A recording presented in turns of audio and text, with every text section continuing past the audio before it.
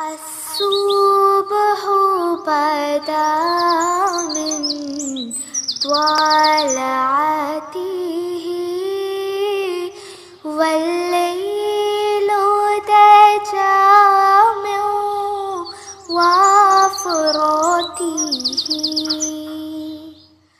बिस्मिल्लाहिर्रहमानिर्रहीम। अस्सलाम वालेकुम वरहमतुल्लाहि वबरकातुहू। अल्लामा इकबाल ओपन यूनिवर्सिटी से प्रोग्राम नूर बसीरत के साथ तसव्वुर ज़मान बाबर हाज़िर खिदमत है।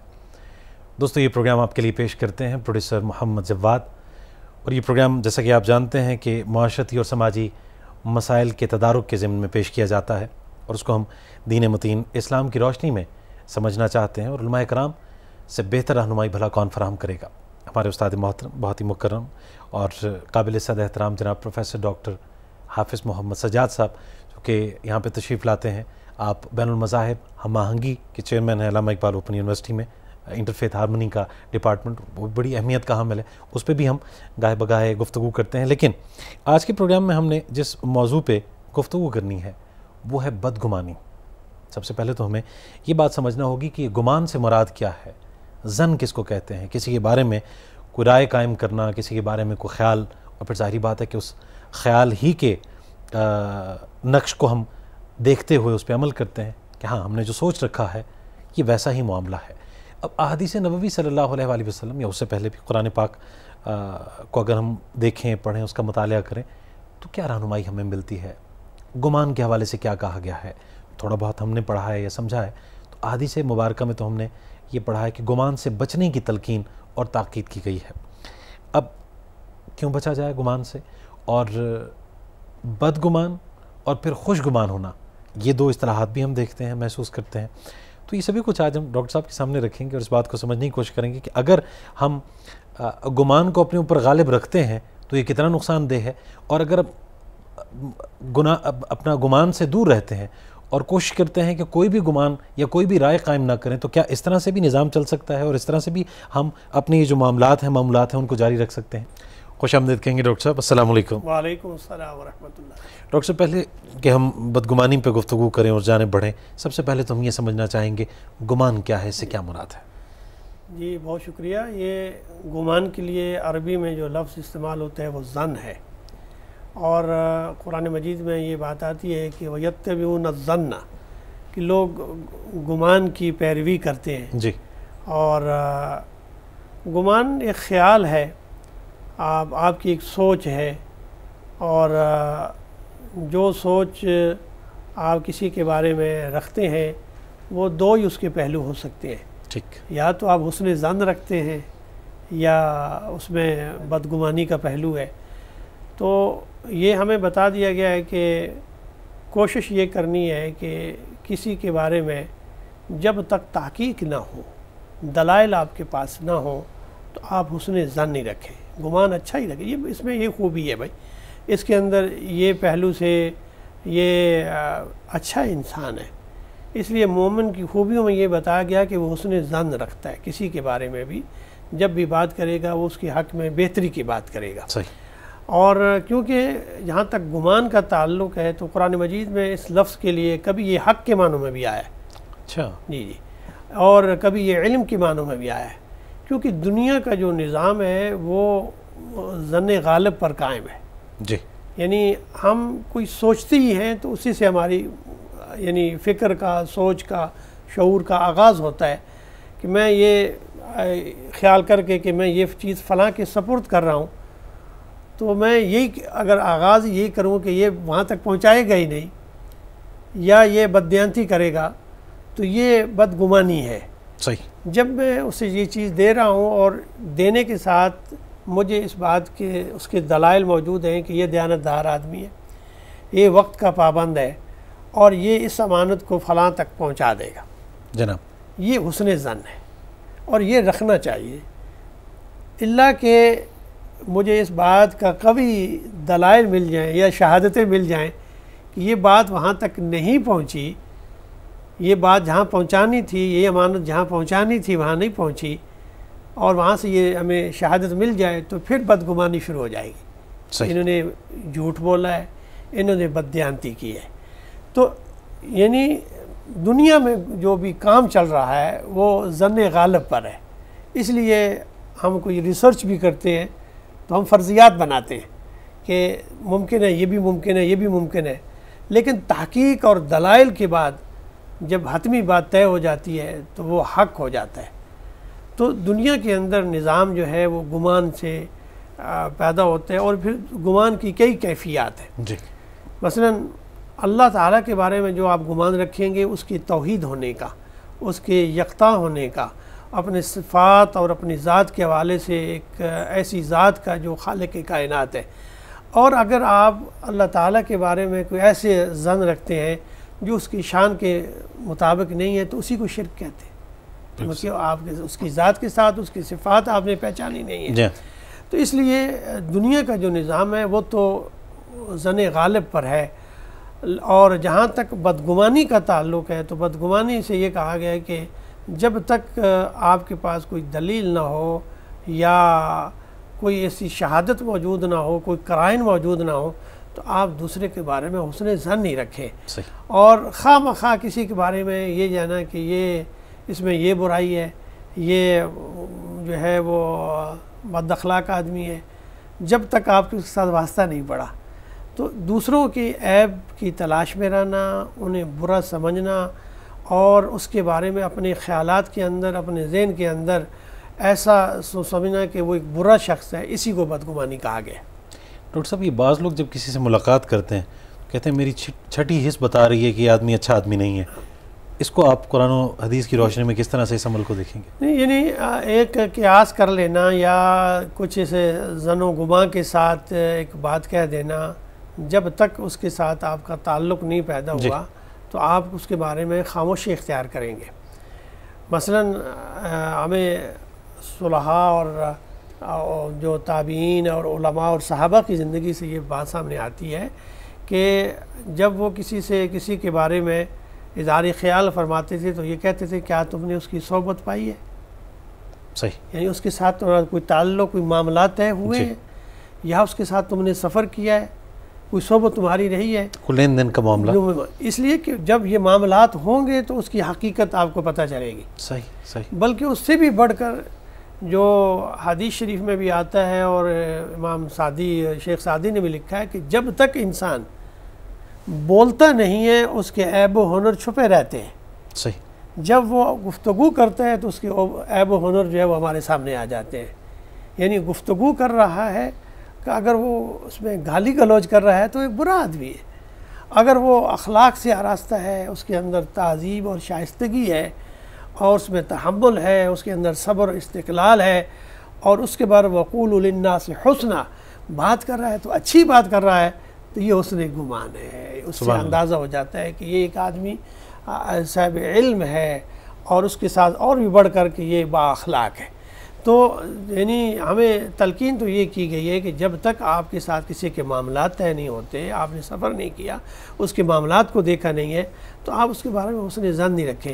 جب آپ کی کوئی عملی زندگی میں ایسا تعلق ہو گیا ہے کہ آپ نے دیکھا ہے کہ یہ اس انسان میں یہ خامیاں ہیں، تو ان خامیوں کا بتا دینا بھی نیکی ہے تاکہ وہ اپنی اصلاح کر سکے۔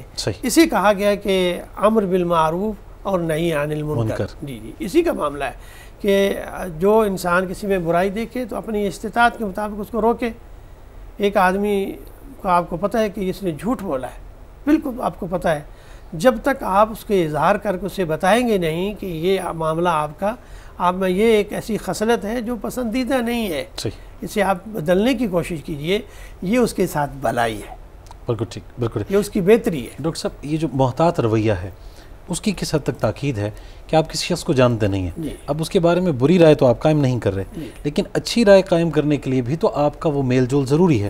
اب اس سے پہلے آپ کوئی معاملہ طے نہیں کر رہے اور آپ چاہ رہے ہیں کہ کچھ وقت دیا جائے، یہ ٹھیک ہے؟ یہ بہت ضروری ہے، اس لیے کہ اس میں دو طرح کے پہلو ہوتے ہیں کہ ایک معاملہ یہ ہوتا ہے کہ انسان معاشرے میں رہتا ہے جناب، اور معاشرے میں انسانوں کے ساتھ تعلق ہوتا ہے۔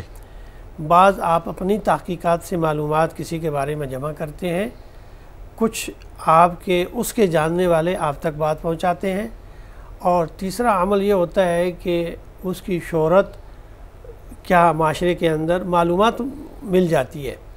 سب سے اچھا عمل تو یہ ہے کہ جب تک آپ خود تحقیق نہ کر لیں آپ کسی پر کوئی فتویٰ نہ لگائیں، ٹھیک، اصول یہ ہے۔ اور حدیث میں بھی آتا ہے کہ کسی کے لیے جھوٹا ہونے کے لیے اتنا ہی کافی ہے کہ وہ کسی کی سنی سنائی بات پر اسے عمل کرے جب تک اسے دیکھ نہ لے۔ تو یہی معاملہ حضرت عائشہ صدیقہ رضی اللہ تعالیٰ عنہ کے بارے میں بھی جو قرآن مجید نے ان پر تہمت لگی، تو اس میں یہی مسلمانوں سے کہا گیا کہ تم نے تحقیق کیوں نہیں کر لی، تمہیں ان منافقین کے نقش قدم پہ چلنا تم نے شروع کر دیا، تم پہلے تحقیق کرتے کہ وہ ذات کتنی محترم ہے، نبی کریم صلی اللہ علیہ وآلہ وسلم کے ساتھ ان کا تعلق ہے، صدیق اکبر کی وہ صاحبزادی ہیں اور آقا دو جہان صلی اللہ علیہ وسلم کی زوجہ ہیں اور امت کی جو ہے وہ ماں کا درجہ رکھتی ہیں۔ اب یہ بغیر تحقیق کے ایک بات پھیل گئی ہے، تو پہلے تو تحقیق کرتے، تحقیق کرنے کے بعد تمہیں حقیقت پتہ چل جاتی تو تم یہ بہتان باندھتے ہی نا، یہ گمان بھی نہ کرتے جو برائی کا گمان ہے کسی کی طرف، یہ برائی تو ہوئی نہیں ہے، ایک برا گمان کرنا بھی اس لیے کہا گیا کہ برا ہے کہ جب کیونکہ آپ نے تحقیق نہیں کی گئی۔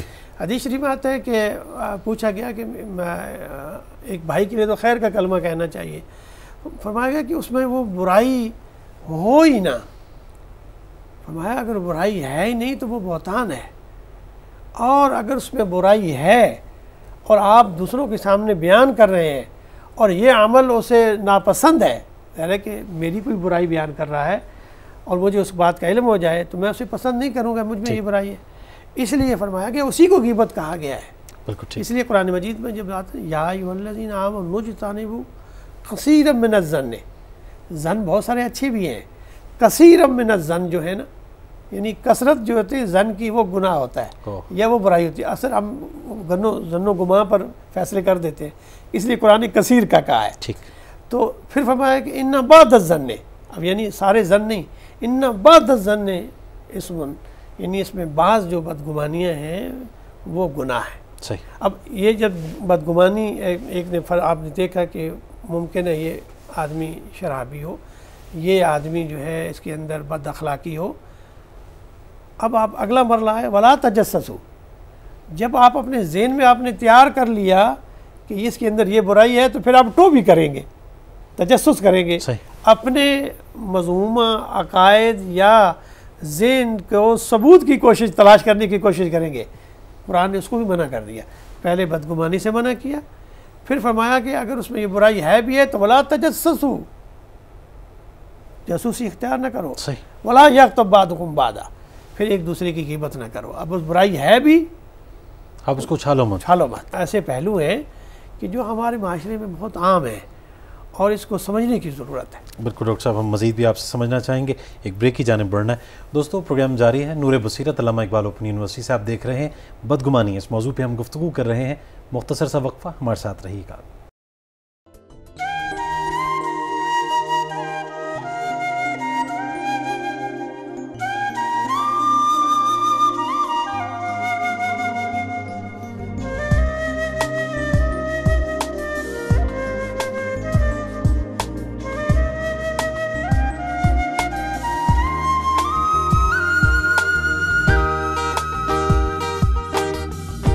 پانی نہیں زندگی ہے ہماری، یہ پانی نہیں زندگی ہے ہماری، ہر ایک فصل اپنی ہے اس نے سنواری، ہر ایک فصل اپنی ہے اس نے سنواری، یہ پانی نہیں زندگی ہے ہماری۔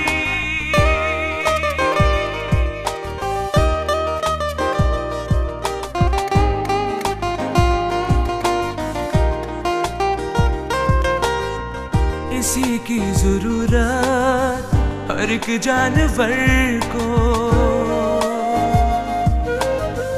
اسی کی ضرورت ہر ایک جانور کو، اسی کی ضرورت ہمارے ہے گھر کو، یہ نعمت تو سارے جہاں کے لیے ہے کہ یہ لازمی جسم و جاں کے لیے ہے۔ یہ پانی पानी नहीं जिंदगी है हमारी।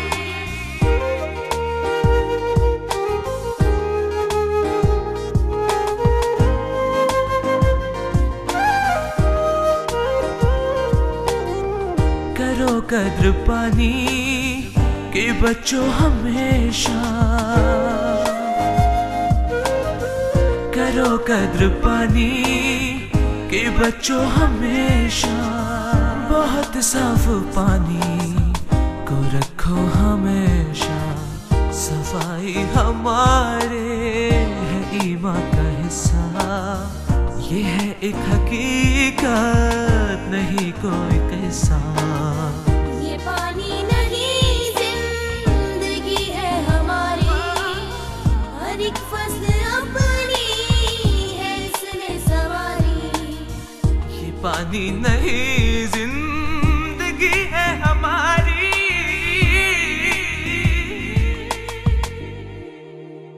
الصبح بدا من طلعته والليل دجى من وفراته। एक बार फिर खैर मकदम है आपका प्रोग्राम नूर बसीरत में। जनाब प्रोफेसर डॉक्टर हाफिज़ मोहम्मद सज्जाद साहब तशरीफ़ फरमा है। बदगुमानी के मौजू पे हम गुफ्तगू कर रहे हैं। डॉक्टर साहब आपने ही फरमाया कि अगर किसी शख्स में कोई ऐब है, आप उसका अगर जिक्र करते हैं पीठ पीछे, तो ये ग़ीबत है। वो ऐब नहीं है तो फिर बहतान है, और आपने जो एक गुमान कर रखा है फिर उसके लिए आप तजस्सुस करते हैं। लेकिन डॉक्टर साहब एक शख्स ने अगर आपको बिलफर्ज धोखा दिया, झूठ बोला, वादा खिलाफ़ी की है और आप उससे नुकसान उठा चुके हैं, अब वही शख्स किसी और के लिए भी नुकसान का बाइस बन रहा है या बन सकता है। अब उसके शर से महफूज रखने के लिए अगर उसकी वो बुराई और वो खसलत अगर लोगों के सामने आप लेके आते हैं तो क्या ये भी गलत होगा? ये गलत नहीं होगा, ये इसकी तो बहुत ज़रूरी है। और ख़ुद भी नबी करीम सल्लल्लाहु अलैहि वसल्लम ने फरमाया कि जब आपको इस बात का मुसलमान जो है ना एक सुराख से 2 दफ़ा नहीं डसा जाएगा।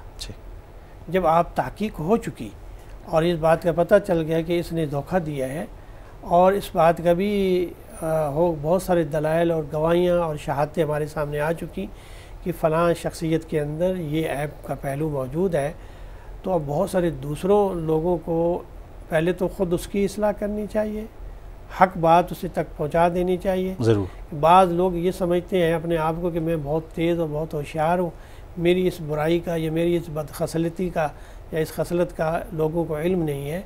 हालांकि ये माशरती ज़िंदगी है, इसमें कोई चीज़ अब छुपी हुई नहीं रहती। सही। लोग जो है वो लोगों के यानी अमल से ज़्यादा उनके अंदाज़ और बॉडी लैंग्वेज से समझ जाते हैं कि ये बात कौन सी कर रहा है। ठीक। अब लोग इतने महारत है, लोगों माहिर नफ्सियात है लोग, और माशरे के अंदर जो तजर्बाकार लोग होते हैं उन्हें सब पता होता है कि ये किस अंदाज से, किस गुफ्तगू से और किस लहजे से बात कर रहा है, उससे भी अंदाज़ा हो जाता है। इसलिए अगर हकीकत आश्कार हो चुकी है तो फिर कम अज़ कम बाकी लोगों को नुकसान से बचाने के लिए ज़रूरी है कि लोगों को इस अंदाज से बयान कर दिया जाए कि इन शख्सियत के साथ या फ़लाँ फ़र्द के साथ मामलात करते में आप एहतियात रहें, मोहतात रहें। इसलिए चले वो उसका ये है कि आप उस बुराई का उस अंदाज से जिक्र न कीजिए, लेकिन उन्हें ये मशवरा दे सकते हैं कि ये इनके साथ ये मामला करना है तो आपको इन एहतियात के पहलुओं को मलूज़ खातिर रखें। ये एक भलाई है, खैरखाई का जज्बा। जी ठीक है। अच्छा डॉक्टर साहब, बच्चों की तरबियत भी तो करनी है। बिल्कुल। अब बच्चों की तरबियत करते हुए अब दौर भी ऐसा है कि उनके पास अपने मोबाइल फ़ोन्स हैं, लैपटॉप पे वो बैठ के काम कर रहे हैं। अब वालिदैन की ये भी ज़रूरी एक निगरानी का अमल है कि वो क्या कर रहे हैं। अब इस मामले में कि बच्चों की अच्छी तरबियत हो रहा, अगर आप ये तजस्सुस रखते हैं कि बच्चे कहाँ मिल रहे हैं, किससे मिल रहे हैं, कहाँ आ जा रहे हैं, ये ठीक है, ये गलत? ये बहुत बुनियादी बात आपने की और इसमें कोई इख्तलाफ की ऐसी वजह नहीं है। इस पहलू से बहुत ज़रूरी है कि जो आपके मातहत हैं वो आपकी ज़िम्मेदारी है। कुल्लुकुम राइन व कुल्लुकुम मसऊलन अन रइयतिही, आप ज़िम्मेदार हैं। जैसे वालिदैन की ज़िम्मेदारी है कि अपने औलाद की तरबियत करें, तो तरबियत के पहलुओं के अंदर जो भी भलाई का पहलू होगा उसकी ज़िम्मेदारी होगी और वो उनकी निगरानी करेंगे। निगरानी का पहलू यही है कि वो बच्चा तो शऊर नहीं रखता कि कौन सी नुकसान का अमल कर रहा है या भलाई का अमल कर रहा है जी। और आप उसमें जब उसकी तहकीक करेंगे तो उससे बचा लेंगे तो वो बहुत बड़ी बुराई से बच जाएगा। دوسری بات ایک بڑا اہم نقطہ ہے، قرآن نے جس تجسس کو کہا گیا ہے یا جس ٹو سے منع کیا گیا ہے وہ ٹو یہ ہے کہ کسی کی ذات کے پیچھے یا اس میں عیب نکالنے کے معاملے میں، لیکن وہ تجسس جو نظریے سے متعلق ہو، جو ملک و ملت سے متعلق ہو، وہ محبوب عمل ہے، وہ نبی کریم صلی اللہ علیہ وآلہ وسلم کی سنت میں سے ہے، اس لیے کہ آپ نے پوری قوم کو بچانا ہے، پوری ملت کو بچانا ہے۔ وہ تجسس ان معنوں میں ہے کہ آپ نے حفاظت کرنی ہے، پہلے سے ایک آپ نے منصوبہ بندی کرنی ہے۔ جیسے آج ہمارے معاشروں کے اندر ہمارے ادارے بڑے اہتمام کے ساتھ ان جرائم پیشہ افراد کی ٹو میں رہتے ہیں جنہیں اس کے بعد کی حقیقت کا پتہ ہے کہ ان میں یہ پہلو ہے تو یہ جرائم کر رہے ہیں، اگر وہ نہ کریں تو آج ہمارے معاشرے کے اندر کتنا افراتفری ہو۔ اس لیے ہم آرام سے سوتے ہیں اور وہ تحقیق کے معنوں میں وہ ریسرچ کر رہے ہوتے ہیں۔ جس طرح ہمارے فورسز کے جوان ہیں، اب وہ کسی بھی گاڑی کو روک کے اگر اس کی تلاشی لے رہے ہیں تو اب یہ اس معنی میں تو نہیں آئے گا کہ انہوں نے تجسس کیا، انہوں نے شک کیا، نہیں، وہ تو ایک تحقیق اور حفاظت کے ضمن میں آئے گا۔ نبی کریم صلی اللہ علیہ وسلم کی سیرت سے بھی یہی بات پتہ چلتی ہے کہ آپ تو نبی کریم آپ پر وحی نازل ہو جاتی تھی اور تمام آپ کے کام اللہ کی نگرانی میں ہوتے تھے، اس کے باوجود آپ پورا انسانی وسائل کا استعمال کرتے تھے۔ یعنی غزوہ بدر ہوا تو پہلے آپ نے بندہ بھیجا ہے، پہلے جگہ تلاش کی ہے، پھر تحقیق کی ہے کہ یہاں لشکر کہاں سے گزرا ہے اور اس کے لیے تمام ذرائع اور وسائل اختیار کیے ہیں۔ آج کی دنیا کے اندر جب ملت کا نظریہ ہو، حفاظت کا پہلو ہو، تو وہ جو تجسس ہے، وہ جو استخبارات ہم جسے کہتے ہیں، وہ ایک پسندیدہ عمل ہے۔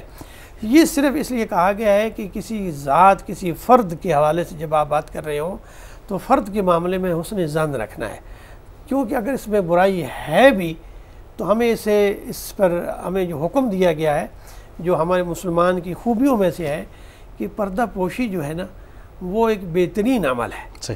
کہ نبی کریم صلی اللہ علیہ وسلم نے فرمایا کہ جو مسلمان اپنے مسلمان کی پردہ پوشی کرتا ہے، اب پردہ پوشی کیا ہے؟ اس میں وہ برائی موجود ہے، آپ اس کی تشہیر نہیں کر رہے، آپ کو پتہ ہے، آپ اس کا دوسروں سے ذکر نہیں کر رہے اور اس برائی سے جو ہے پردہ پوشی کر رہے ہیں، ممکن ہے یہ بہتر ہو جائے اور لوگ اس کے بارے میں حسن ظن رکھیں۔ نبی کریم صلی اللہ علیہ وسلم نے فرمایا کہ اللہ تعالیٰ قیامت کے دن اس کے عیبوں پر پردہ ڈالے گا۔ سبحان اللہ۔ اسی طرح پھر آپ دیکھیں کہ مجھ میں کتنے عیب ہیں، مجھ میں کتنی، یعنی میری ذات کے اندر کتنی برائیاں ہیں، اور یہ لوگوں کو پتہ چل جائیں، وہ ذات میرے اعمال پر پردہ ڈال رہی ہے، میری برائیوں پر، تو مجھے اسی طرح دوسرے کو معاملے میں پردہ ڈالنا چاہیے۔ اس سے بہت معاشرتی فوائد پیدا ہوتے ہیں، یعنی بدگمانی اور غیبت اور بہتان ترازی سے جو بچ جاتا ہے اور دوسرے مسلمان بھائی کی ستر پوشی اور عیب پر پردہ ڈالتا ہے تو معاشرے کے اندر سکون پیدا ہوتا ہے۔ صحیح۔ آپ حسن ظن رکھیں گے، اس سے بہتری آئے گی۔ آپ پہلے ہی ایک کے بارے میں بدگمان ہوں گے تو اس کی بہتری کے کیا امکان ہو سکے گا؟ ڈاکٹر صاحب کیا وجہ ہے کہ ہم کسی بھی شخصیت کے بارے میں اس کے اچھے پہلوؤں کو نظر انداز کر کے وہ جو برائی کا پہلو ہے اس پہ بہت زیادہ متوجہ ہو جاتے ہیں؟ یہ کس خصلت کی علامت ہے کہ کوئی شخص برائیاں ڈھونڈتا پھرے یا فوراً برائی اس کو اٹریکٹ کرے، اچھائی اس کو نظر نہ آئے؟ بس یہ اصل میں معاشرتی پہلو سے انسان، کیونکہ اس کے اندر کہا گیا ہے کہ وہ اس میں بہت کمزوریاں بھی ہیں، اور یہ اخلاقی جو ہمارے ہاں جو صفات ہیں وہ ہمارے ہاں اس درجے کی نہیں ہے جو ہونی چاہیے۔ اس حوالے سے جو ایک ہمارے ہاں محبوب عمل ہوتا ہے نا، وہ غیبت کا اور دوسرے کی برائی کا بیان ہے۔ اچھائی بہت کم لوگ ذکر کریں گے کسی میں۔ ہر انسان کے اندر اللہ تعالیٰ نے یہ قوتیں رکھی ہیں، فَأَلْهَمَهَا فُجُورَهَا وَتَقْوَاهَا، یعنی دونوں قوتیں ہیں، پازیٹیو پہلو بھی ہوتے ہیں انسان کی شخصیت میں، منفی پہلو بھی ہوتے ہیں۔ جو ان منفی قوتوں پر قابو پا لیتا ہے وہ ایک بہترین انسان قرار پاتا ہے، اور اس لیے کہا من قد افلح من زکا وقد خاب من دسا، جس نے تزکیہ کر لیا وہ فلاح پا گیا، اور جس نے ان برائیوں کو دبایا نہیں ہے تو وہ اس کی یعنی شخصیت اچھی نہیں بنتی۔ اس لیے انسان کے اندر اگر وہ برائی ہے اور پھر جب معاشرے میں ہمارا مقصد یہ ہوتا ہے کہ اس کی برائی کو اچھالا بھی جائے، اسے ذلیل بھی کیا جائے اور اسے بدنام بھی کیا جائے، تو یہ طرز عمل جو ہے اس سے دو طرح کے نقصانات ہوتے ہیں جو ہمیں حکماء نے بتائیں۔ جب آپ کسی دوسرے کی برائی کو تشہیر کریں گے تو آپ سمجھ لیجئے کہ آپ کی اپنی ذات بھی اسی مراحل سے گزرے گی. صحیح. جب آپ دوسرے کی تشہیر کر رہے ہیں تو یہی شخصیت وہ سمجھے گی کہ جو میرے سامنے دوسروں کا ذکر اس طرح کر رہا ہے، تو جب یہی جو ہے یہ کسی کی برائی میرے سامنے کر رہا ہے تو یہ میری برائی بھی اسی طرح دوسروں کے سامنے کرتا ہوگا. صحیح. آپ کی خود شخصیت مجروح ہو جاتی ہے، آپ غیر معتبر قرار پاتے ہیں. اس لیے کہا گیا کہ غیبت اور بدگمانی سے بچنے والا جو انسان اپنی زبان پر قابو پا لیتا ہے وہ نجات پا لیتا ہے. کیونکہ یہ اصل میں تو یہ زبان سے اس کا اظہار بہت زیادہ ہوتا ہے، جسے ہم بدگمانی یا غیبت کہتے ہیں. اور اس لیے کہا گیا کہ اگر تمہیں کسی کی برائی معلوم بھی ہو جائے تو کوشش کرو کہ تم خاموشی اختیار کرو، اس پہ عیبوں پر پردہ ڈالو. اس لیے کہ اس سے بہت سارے لوگ اس کے بارے میں خود خوش فہمی میں بھی مبتلا ہوں گے، ان کے پر جو ہے ایک اچھا اثر جائے گا، ورنہ وہ بھی اس سے محتاط ہو جائیں گے. تو اس لیے معاشرے کے اندر یہ معاشرتی جو مسئلہ ہے، ہمیں تعلیم یہ دی گئی ہے. نبی کریم صلی اللہ علیہ وسلم فرمایا کہ ایاکم والظن فإن الظن اکذب الحدیث، کہ یہ جو بدگمانی ہے نا کسی کے بارے میں، جب تک تم تحقیق نہ کرو تو یہ اکثر جو ہے نا یہ جھوٹ پر مبنی ہوتی ہیں، اور بہت بڑا جھوٹ ہوتا ہے. اور یہ جھوٹ جو ہے نا یہ پھر یہ گناہ ہے، اور گناہ جو ہے پھر انسان کو جہنم تک لے جاتا ہے. منافق کی علامت یہ بھی ہے کہ وہ جھوٹ بولتا ہے. بالکل. ڈاکٹر صاحب اس خصلت میں یا اس عیب میں آپ نے زیادہ ہمارے معاشرے میں خواتین کو مبتلا پایا ہے یا مرد حضرات کو؟ اصل میں اس میں دونوں طرح کے مرد و حضرات، خواتین و حضرات، وہ معاشرے میں ہمارے ہاں دونوں طبقے ہیں. بدقسمتی سے ہماری گھریلو یعنی جو مسائل ہیں ان میں تعلیم نہ ہونے کی وجہ سے، خواندگی کی جو ناخواندہ ہونے کی وجہ سے یہ معاشرے میں ایک برائی زیادہ پھیل جاتی ہے. عرف عام میں معروف ہے کہ عورتیں دوسروں تک بات بہت تیزی کے ساتھ پھیلتی ہے، پھر وہ ایک دوسرے میں کے بارے میں اظہار خیال ضرور کرتی ہیں. تو وہاں جو ہمیں حدیث میں یہ بیان کیا گیا کہ ان سے بچنا چاہیے، کیونکہ جب تک تحقیق نہ ہو کسی کے بارے میں آپ اس کے بارے میں حسن ظن نہیں رکھیں. اور لیکن بدقسمتی سے ہمارے معاشرے میں یہ دونوں طبقات، عرف عام میں تو یہ کہتا ہوں کہ مجھے معاف کیجیے گا کہ خواتین کے بارے میں تو مشہور ہے ہی ہے، لیکن ہمارے ہاں جو پڑھا لکھا طبقہ ہے اور اساتذہ کا طبقہ ہے اس میں بھی یہ برائی بہت زیادہ ہے. اور وہ حالانکہ پڑھا لکھا طبقہ ہے اور تعلیم سے ان کا تعلق ہے کہ بجائے وہ تحقیق میں مصروف ہوں وہ بھی ظن و گمان میں مصروف رہتے ہیں، اور یہ اچھا عمل نہیں ہے. اچھا ڈاکٹر صاحب، کیا حکم ہے کہ اگر ایک شخص جو آپ کا قریبی بھی ہے، آپ کا دوست ہے، اور کسی کی غیبت کرنا اگر شروع کر دے تو سننے والے پہ کیا لازم ہے؟ سننے پر لازم یہ ہے کہ اس مجلس سے اٹھ جائے، اور بہتر ہے کہ اس سے اجتناب کرے، کیونکہ جو اس کے اثرات ہیں اس کی طبیعت پر ضرور پڑیں گے. جس طرح فرمایا گیا کہ تم حسد کرنے والے سے بھی تم پناہ، اللہ کی پناہ مانگو، کیونکہ جو حسد کرنے والا ہے وہ تو حسد کر رہا ہے. تم اللہ اس لیے پناہ ہو کہ تمہاری زندگی پر بھی اس کے اثرات پیدا ہوں گے. حسد کا درجہ جب حد سے بڑھ جاتا ہے تو اذیت میں مبتلا کر دیتا ہے، اور وہی حسد جب حد سے بڑھ جاتا ہے تو آپ کی جان کے درپے ہو جاتا ہے. یعنی دیکھیں نا کہ آج کتنے معاشرتی مسائل آپ اخباروں میں پڑھتے ہیں یا قتل و غارت کے واقعات پڑھتے ہیں، وہ حسد اور بدگمانی پر مبنی ہوتے ہیں، انہیں تحقیق نہیں کی ہوتا.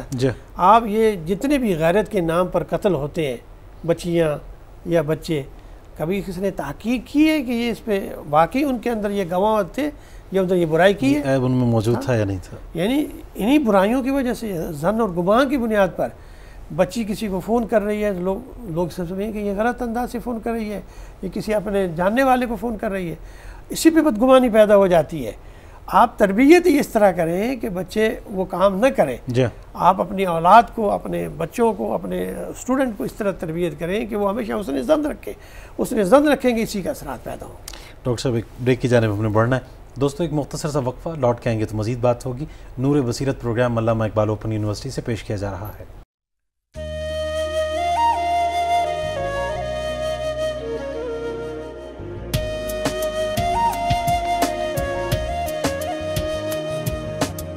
कचरा एक खजाना है, इसको नहीं जलाना है। कचरा एक खजाना है, इसको नहीं जलाना है। ये कूड़े करकट की ढेरी है दुश्मन तेरी और मेरी। ये कूड़े करकट की ढेरी है दुश्मन तेरी और मेरी। इसको ठिकाने लगाना है, इस्तेमाल में लाना है। इस्तेमाल में लाना है। कचरा एक खजाना है, इसको नहीं जलाना है।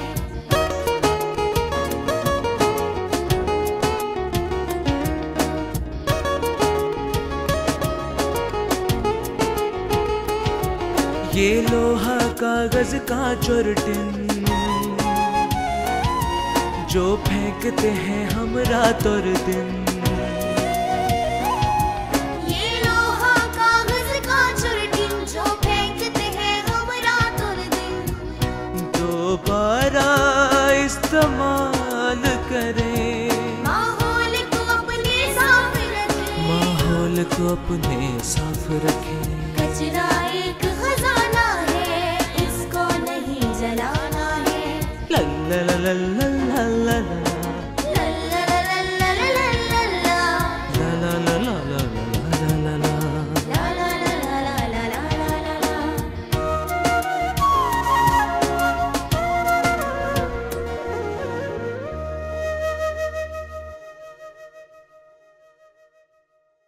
الصبح بدا من طلعته والليل دجى من وفرته। जी जनाब, खुश आमदीद कहेंगे आपको। प्रोग्राम में आज हम बदगुमानी के मौजू पे गुफ्तगू कर रहे हैं। जनाब प्रोफेसर डॉक्टर हाफिज़ मोहम्मद सज्जाद साहब तशरीफ़ फरमा है, कुछ मज़ीद गुफ्तगू करेंगे उनसे। डॉक्टर साहब ये फरमाइएगा कि मखलूक तो मखलूक, अल्लाह के बारे में बाज़ औक़ात हम बड़े बदगुमान हो जाते हैं, और वो इस तरह से कि हम ये कहना शुरू कर देते हैं कि फ़लाँ शख्स को तो अल्लाह नहीं बख्शेगा। अब ये फ़ैसला भी हमने कर लिया है कि अल्लाह तबारक व तआला ने उसको नहीं बख्शा। क्या फरमाएंगे इस बारे में? अल्लाह ताला के बारे में तो ये फरमान है और हदीस में, और उसका मफ़हूम ये है कि अल्लाह ताला के बारे में तो हमेशा आपने उसने ज़न रखना है। इसलिए कि हम जो गुनाह करते हैं, एक आदमी गुनाह करता है और गुनाह का मेरे ख़्याल है सबसे बेहतरीन जजमेंट उसकी अपना ज़मीर और उसका अपना जो शऊर है उसे करता है। सही। क्योंकि इंसान को अल्लाह ताला ने अगर शऊर दिया, अगर वो गलत काम करता है तो फ़ौरन उसका एक उसके अंदर एक ऐसा मीटर लगा है, वो बताता है कि ये बात सही नहीं है, अलार्म लगा हुआ है। जी, यानी अगर कोई झूठ बोलेगा तो उसे पता है कि मैं गलत बात कर रहा हूँ। अगर वो कोई बुरा काम भी करेगा तो वो समझेगा कि ये बुरा काम है। यानी शराब पीने वाला, बदकारी करने वाला, उससे 100% इस बात का पता है कि ये गलत काम है। यानी किसी भी दुनिया के माशरे में, वो मुलिद माशरा हो, किसी खुदा को न भी मानता हो, तो वो समझते हैं कि ये बदअखलाक़ी है, ये मैनर के और वैल्यूज़ के ख़िलाफ़ बात है। जब एक अहले ईमान को कहा गया कि वो, तो उसी का कहा कि गुनाहगार को भी कहा गया कि अगर वो गुनाह भी कर ले तो अल्लाह ताला के बारे में वो हुस्न ज़न नहीं रखे, क्योंकि अल्लाह ताला ने खुद फरमाया कि रहमती वसिअत कुल्ल शै, अल्लाह, मेरी रहमत हर चीज़ पर, उसकी इतनी वसअत हर चीज़ पर गालिब है। फिर ये है कि अल्लाह ताला के साथ वो ये हुस्न ज़न ये रखेगा कि मैं तो गुनाहगार हूँ, मैंने ये गुनाह किया है, मैं इतराफ़ करता हूँ, ऐ अल्लाह तू माफ़ करने वाला है। अगर वो ये नहीं रखेगा तो ज़ाहिर है कि उसका अक़ीदा ही सही नहीं है, उस पर अल्लाह का ईमान कमज़ोर है। ईमान बिल्लाह का तकाज़ा ये है कि वो गुनाहों का इतराफ़ करते हुए अपनी बख्शिश का 100% जो है उसको यकीन होना चाहिए कि मैं अल्लाह पर ईमान रखता हूँ तो मैं अल्लाह ताला मुझे माफ़ फरमा देगा। और अल्लाह ताला ने भी ये फरमाया है कि इन्नल्लाह ला यग़फ़िरु अन युशरक बिही व यग़फ़िरु मा दून ज़ालिक।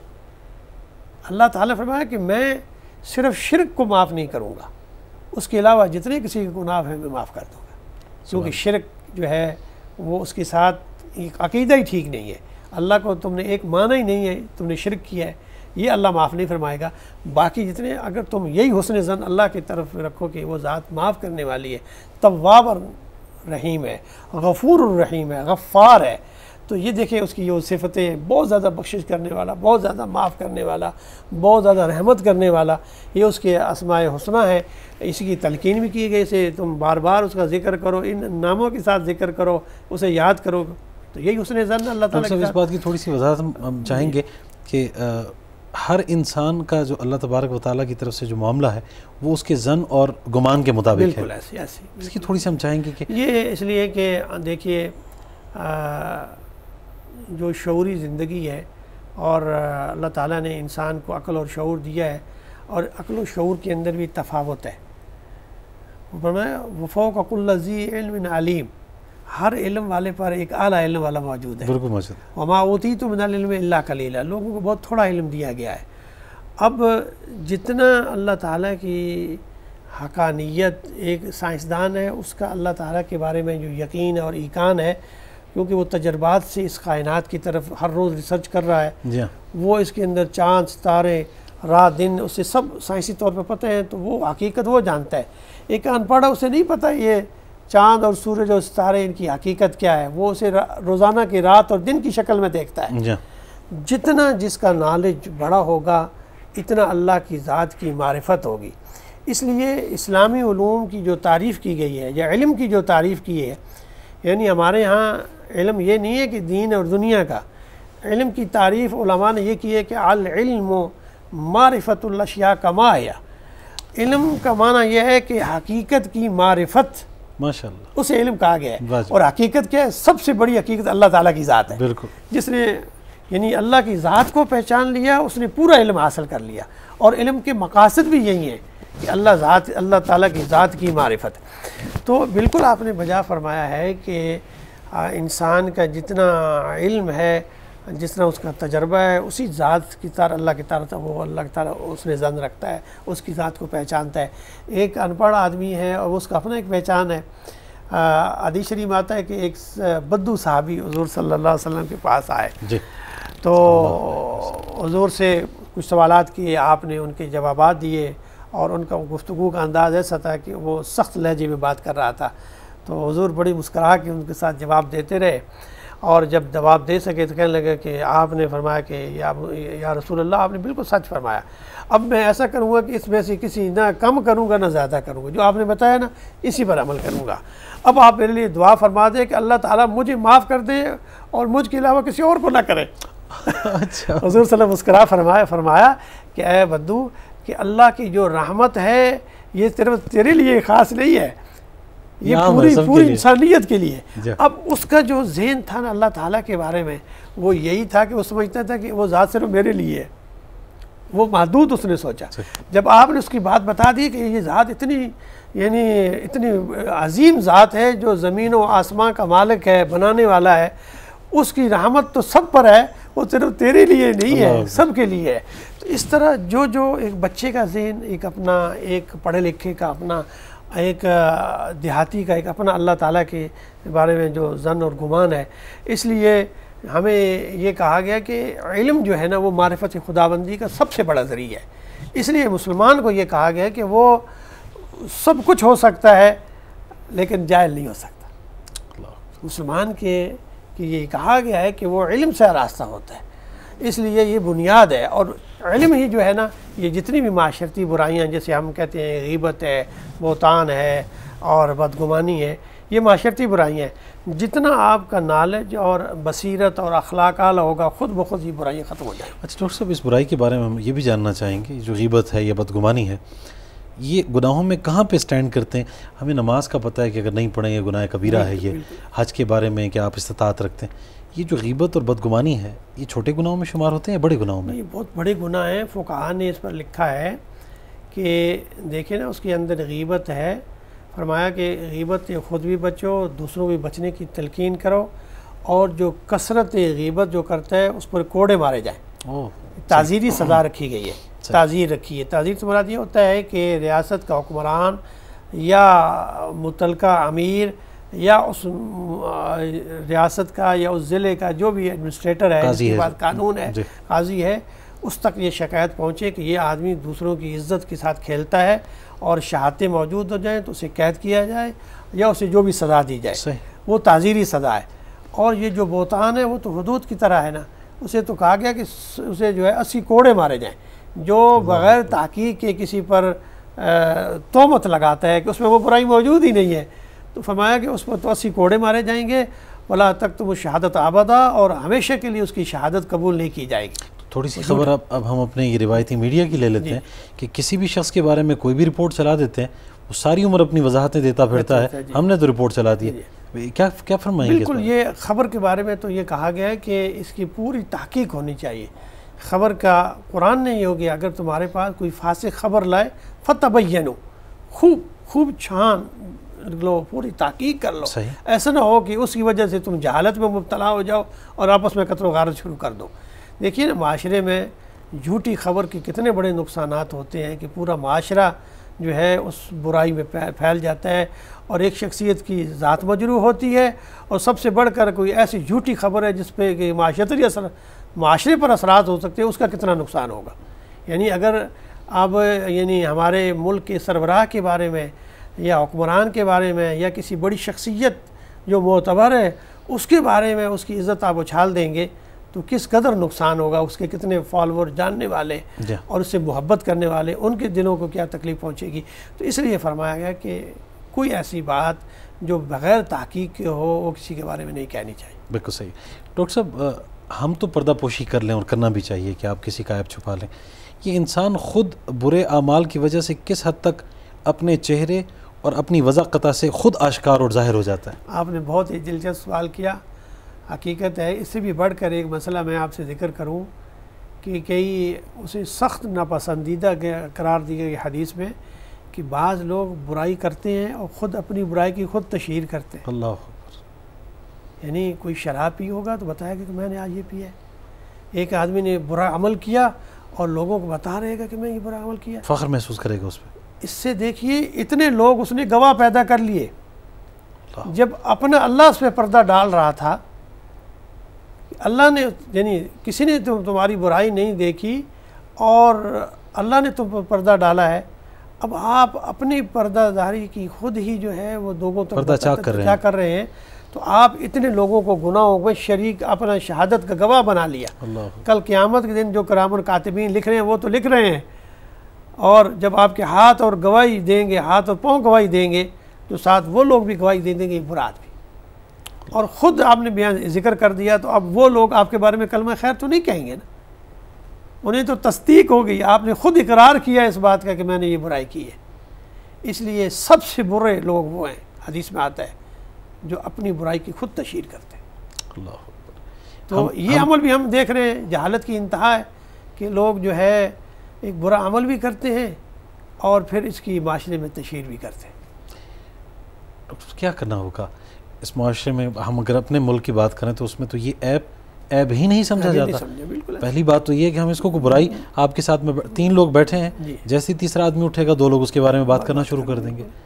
بہرحال یہ ایک ایسی معاشرتی اور اخلاقی برائی ہے جسے ہر حال میں کوشش کرنی چاہیے، اور ظاہر ہے کہ ایک ہم عادت ڈالیں، کوشش کریں کہ دوسروں کو عیبوں کے پیچھے نہ جائیں، اور اس سے یہ گمان کر کے اگر انسان سب سے پہلے اپنے بارے میں یہ سوچ لے کہ میں دوسروں کے عیب بیان کرتا ہوں، مجھ میں اپنے کتنے عیب ہیں، مجھ میں کتنی برائیاں ہیں، مجھ میں کتنی اخلاقی کمزوریاں ہیں، وہ اپنی طرف اگر ایک نظر اٹھا کے دیکھے تو میرا خیال ہے کہ یہ ایک بہت بڑا ذریعہ ہے، بہت بڑا طریقہ ہے تربیت کا، کہ بہت ساری برائیوں سے وہ دوسروں کی جو غیبت کرتا ہے، بہتان بدگمانی کرتا ہے، اس طرح وہ خود بخود بچ جائے گا۔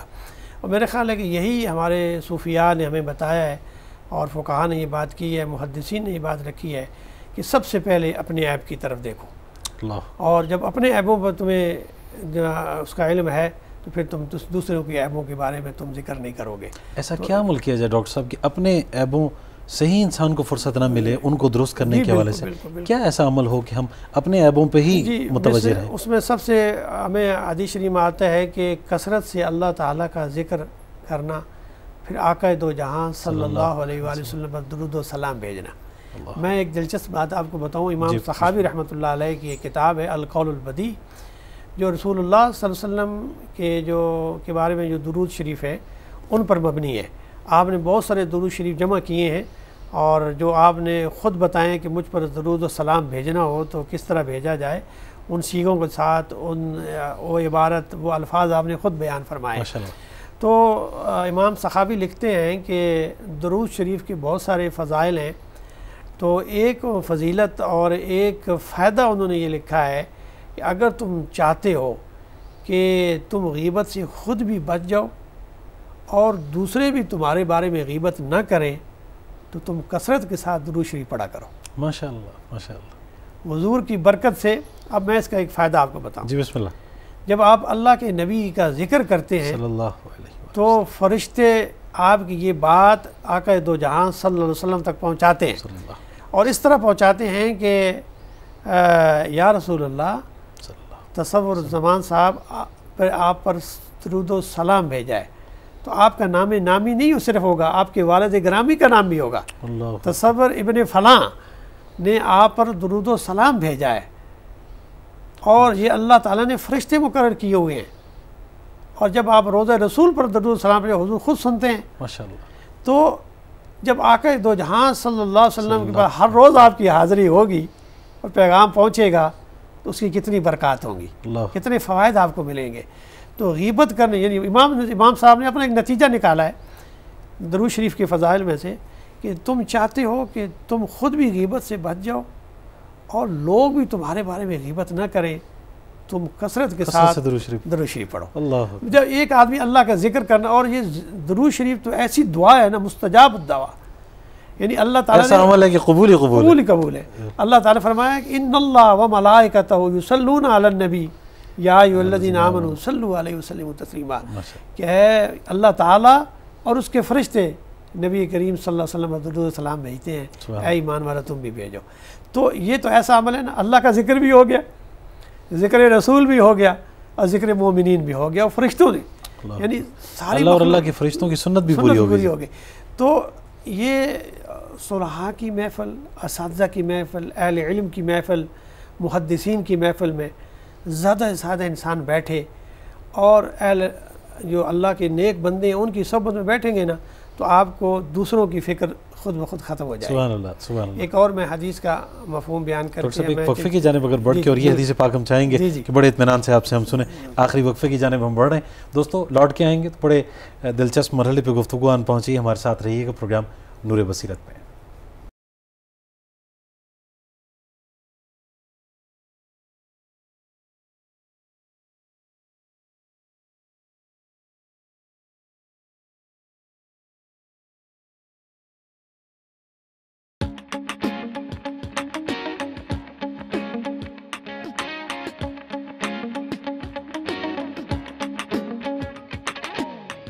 میں تم جانے سے پہلے ہاں سمجھ لو یہ بات، میں تم جانے سے پہلے ہاں سمجھ لو یہ بات، ہر ایکسپیریمنٹ سے پہلے lab safety is our priority, so listen to us very carefully, safety safety safety, save yourself, save yourself, save yourself. Safety, safety, safety, save yourself, save yourself, save yourself.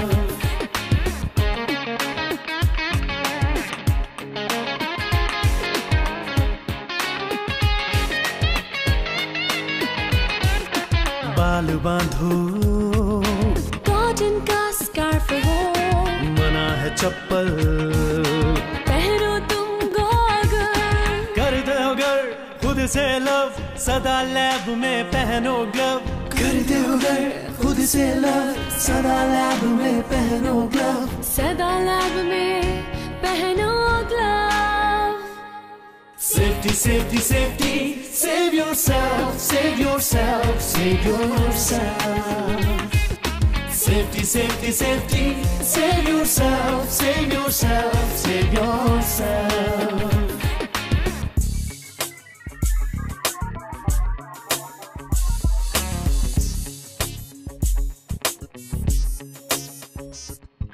خطرناک खतरनाक है लैब में खाना, मशरूबात भी यहाँ ना पीना, तन्हा मत करना तुमको, बुरा होगा वरना अंजाम, बुरा होगा वरना अंजाम। Safety, safety, safety, save yourself, save yourself, save yourself. Safety, safety, safety, save yourself, save yourself, save yourself.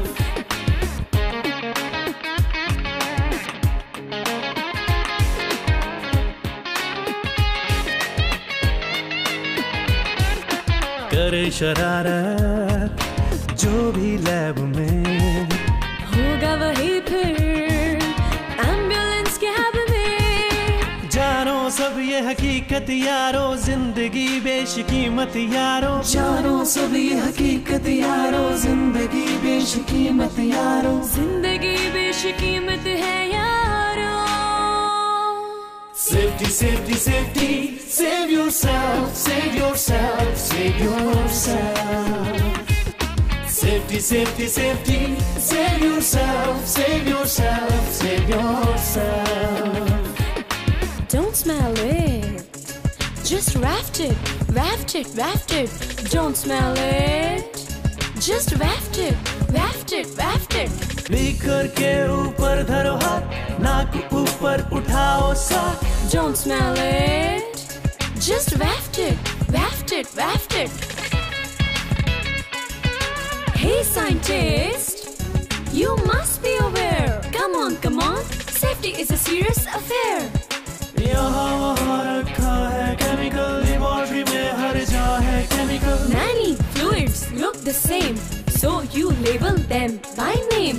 Body पे जो गिर जाए केमिकल तो करो फौरी open shower. Hey scientist, avoid accident. Hey scientist, don't be fool. Always follow the safety rule. ध्यान से हम हर काम करेंगे, रोशन होगा नाम, वरना बुरा होगा अंजाम. Lab safety is our priority. So listen to us very carefully. Safety, safety, safety, save yourself, save yourself, save yourself, save yourself.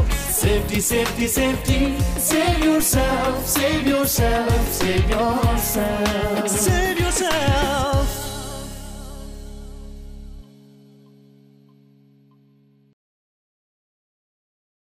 الصبح بدا من طلعته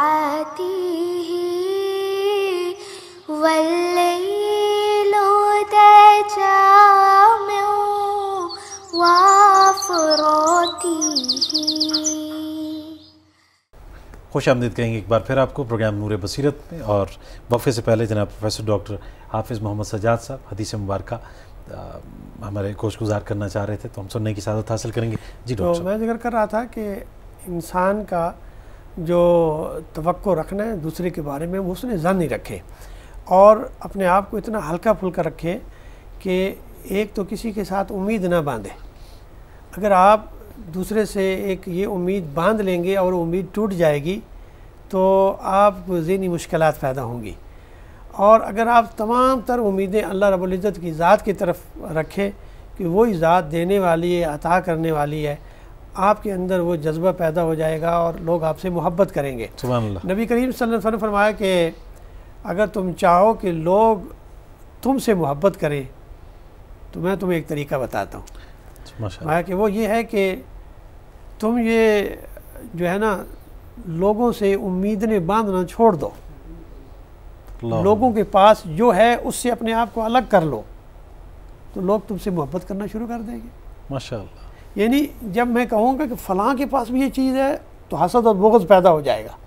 जब मैं ये कहूँ कि मुझे उससे उम्मीद ही नहीं है, जो अल्लाह ने उसे दिया है वो उसका मामला है, मैं उससे अपने आप को अलग करता हूँ, तो अल्लाह ताला आपको भी अता फरमाएंगे और आप उससे जो तवक्को रखते हैं वो ख़ुद ब खुद ख़त्म हो जाएगी। صحیح، اور اس سے جب امید نہیں باندھیں گے تو آپ اس کے حوالے سے کوئی برا سوچیں گے بھی نہیں. صحیح ہے. تو اس لیے ہمیں یہ بتایا گیا ہے کہ ہر مرحلے میں ایک مومن تو مومن کے لیے آئینہ ہے، اس کے لیے خیر خواہ ہوتا ہے کہ اس کا ایک بھائی ہے، اور اس کے لیے تو ہمیں ویسے بھی حکم دیا گیا ہے کہ نہ تو وہ اس کی عدم موجودگی میں اس کے برا اس کے بارے میں بات کہتا ہے، نہ اسے جو ہے اکیلا چھوڑتا ہے، نہ اس کے مال پر کوئی بددیانتی کرتا ہے، بلکہ اس کے لیے خیر اور بھلائی کرتا ہے. یہی معاملہ ہمیں صرف اہل ایمان ہی کے ساتھ نہیں بلکہ پوری انسانیت کے ساتھ یہ ہمیں طرز عمل اختیار کرنا چاہیے. ایک مسلمان کی خوبیوں میں اعلیٰ خوبیوں میں یہ ہے کہ وہ ہمیشہ دوسرے کے بارے میں حسن ظن رکھے. ماشاء اللہ. ڈاکٹر صاحب بہت شکریہ. ہم اس موضوع پہ یقیناً کئی پروگرامز میں گفتگو کر سکتے ہیں. آج پروگرام کے آغاز میں ہی نعت رسول مقبول صلی اللہ علیہ وآلہ وسلم سننے کی خواہش آپ نے ظاہر کی. میری بھی یقیناً یہ تمنا ہمیشہ رہتی ہے. سو آج ہم پروگرام کے آخر میں دو اشعار ہدیہ نعت بحضور سرکار دو عالم صلی اللہ علیہ وآلہ وسلم پیش کریں گے. آپ کی آمد کا ایک دفعہ پھر میں شکریہ ادا کرتا ہوں. جناب پروفیسر ڈاکٹر حافظ محمد سجاد صاحب تشریف فرما رہے جو کہ علامہ اقبال اوپن یونیورسٹی میں انٹرفیتھ ہارمنی کے چیئرمین ہیں، ڈپارٹمنٹ آف انٹرفیتھ ہارمنی، جو کہ بین المذاہب ہم آہنگی سے متعلق ہے. اور بدگمانی کے حوالے سے آج ہم نے گفتگو کی اور امید کرتے ہیں کہ جو عادتیں جو خصلتیں شاید ہمیں ورثے میں ملی ہیں یا ہم جس ماحول میں رچ بس گئے ہیں، اللہ تبارک و تعالیٰ سے یہ دعا ہے اور ان محافل کی برکت سے اللہ تبارک و تعالیٰ وہ عادتیں وہ خصلتیں جو کہ اللہ کو پسند نہیں ہیں، اللہ کے رسول کو پسند نہیں ہیں، ہم سے دور ہو جائیں اور ہم ان چیزوں کو اڈاپٹ کریں، ان چیزوں کو حاصل کریں اور ان چیزوں کی تمنا رکھیں. اور جس چیز کی تمنا ہوتی ہے آپ اس کو حاصل کرنے کے لیے تگ و دو کرتے ہیں، اور وہ یہ ہے کہ آپ دوسروں کے بارے میں خیر خواہی کا جذبہ رکھیں، خاص طور پہ اپنے مسلمان بہن بھائیوں کے لیے، تو بنی نوع انسانیت کے لیے. ڈاکٹر صاحب سے تو ہم جب بھی گفتگو کرتے ہیں تو قرآن میں تو اکثر بنی نوع انسانیت کے حوالے سے بات کی گئی ہے، کیونکہ یہ ساری کائنات اللہ تبارک و تعالیٰ کی ہے، ساری مخلوقات اللہ تبارک و تعالیٰ کی ہیں. تو اگر کوئی بھٹک گیا ہے، چاہے وہ غیر مسلم ہے یا اللہ کو نہیں پہچان رہا، تو یہ ہماری ذمہ داری ہے کہ ہم اس کو وہ راستہ دکھائیں. یہ پروگرام پروڈیوسر محمد جواد آپ کے لیے پیش کرتے ہیں. میں آپ سے اجازت طلب کرتا ہوں اور ساتھ ہی ہدیہ نعت بحضور سرکار دو عالم صلی اللہ علیہ وآلہ وسلم پیش کرنے کی سعادت حاصل کرتا ہوں. آج اشک میرے نعت سنائے تو عجب کیا، آج اشک میرے نعت سنائے تو عجب کیا، آج اشک میرے نعت سنائے تو عجب کیا، سن کر وہ مجھے پاس بلائیں تو عجب کیا، سن کر وہ مجھے پاس بلائیں تو عجب کیا. ان پر تو گناہ گار کا سب حال کھلا ہے، ان پر تو گناہ گار کا سب حال کھلا ہے، اس پر بھی وہ دامن میں چھپائیں تو عجب کیا، اس پر بھی وہ دامن میں چھپائیں تو عجب کیا. وہ حسن دو عالم ہے ادیب، ان کے قدم سے وہ حسن دو عالم ہے ادیب، ان کے قدم سے صحرا میں اگر پھول کھلائیں تو عجب کیا، صحرا میں اگر پھول کھلائیں تو عجب کیا، آج اشک میرے نعت سنائیں تو عجب کیا، سن کر وہ مجھے پاس بلائیں تو عجب کیا۔